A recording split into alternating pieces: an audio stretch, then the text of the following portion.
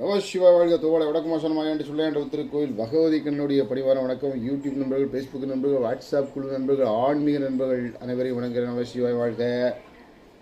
என்ன பண்ணிகிட்டு இருக்கிறோன்னா, வல்லாடை கச்சை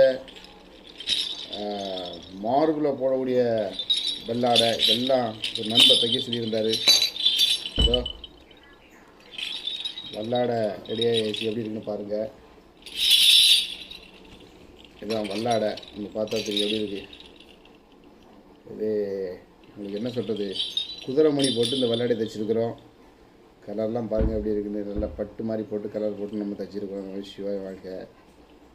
மார்பில் போடக்கூடிய வல்லாடை, மார்பு வல்லாடை தைச்சிருக்கோம் பார்த்தீங்களா, எப்படி இருக்குது பாருங்கள். 2 சைடும் மணி வச்சு இதை தூக்கி இப்படி போடுவாங்க. இப்படி மார்பில் அப்படி போட்டாங்கன்னா அப்படி ஜாமுன் இருக்கும். இதோ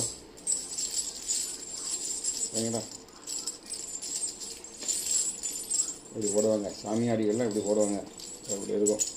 இது 2 சைடும் நம்ம தைச்சிருக்கிறோம். நம்ம இது எப்படி இருக்குன்னு பாருங்கள். சரிங்களா, 2 சைடும் போடுற மாதிரி 2 எண்ணம் தைச்சிருக்கிறோம். 2 மார்புக்கும் வரக்கூடியது எப்படி இருக்குன்னு பாருங்கள். ஒரே கோயிலுக்கு தான் போகுது. நம்ம சிவாங்க இதாவது இருக்கா.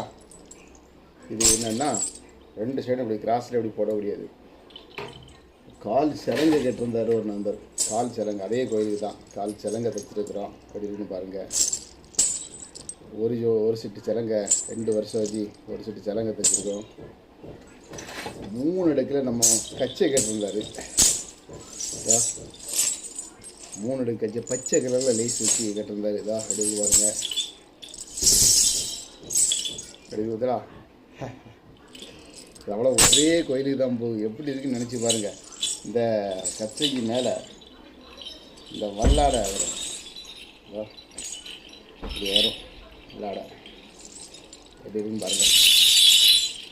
இந்த கச்சை, இந்த வல்லாடை, ஜலங்கை, மார்பில் போடக்கூடியது எல்லாம் ஒரே கோயிலுக்கு போகிறதுனால பார்க்குறதுக்கு பிரம்மாண்டமாக இருக்குது, அழகாகவும் இருக்குது. எப்படி இருக்குன்னு பார்த்துட்டு கமெண்ட்டில் சொல்லுங்கள். நமஸ்காரம். இதே மாதிரி கச்சையை தான் வேணும்னா என்னுடைய மொபைல் நம்பருக்கு கூப்பிடுங்க. 99 65 16 97 52 இல்லைன்னு கூப்பிடுங்க. நமஸ்காரம்.